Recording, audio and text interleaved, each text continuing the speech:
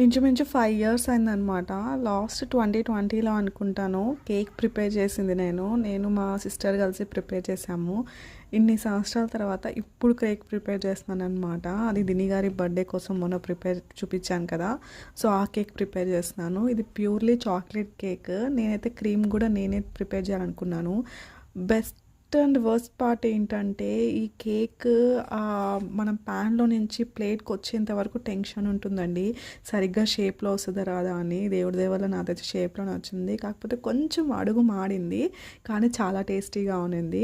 So ఇట్లా of చేసుకొని prepare చేసుకున్న చాక్లెట్ క్రీమ్ కూడా నేను అప్లై చేస్తున్నాను అనమాట.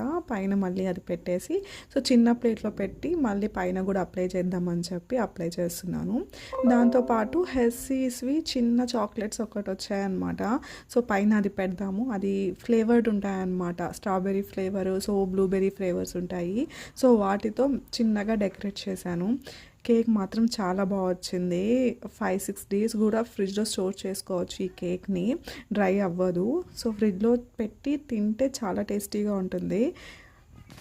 ఎలా డెకరేట్ చేయాలి ఏమీ అర్థం కాలేదు. సో అందుకని ఇక్కడ డిజైన్స్ వేస్తున్నాను అనమాట. ఎలా చేయాలి ఏం చేయాలని. లాస్ట్లో ఉండి పైన అట్లాగే పెట్టేద్దాము బాగుంటుంది అని చెప్పి ఇంకా పైన పెట్టేస్తున్నాను.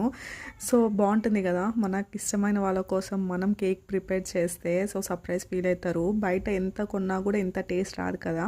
నచ్చిందా? నచ్చితే లైక్ చేయండి.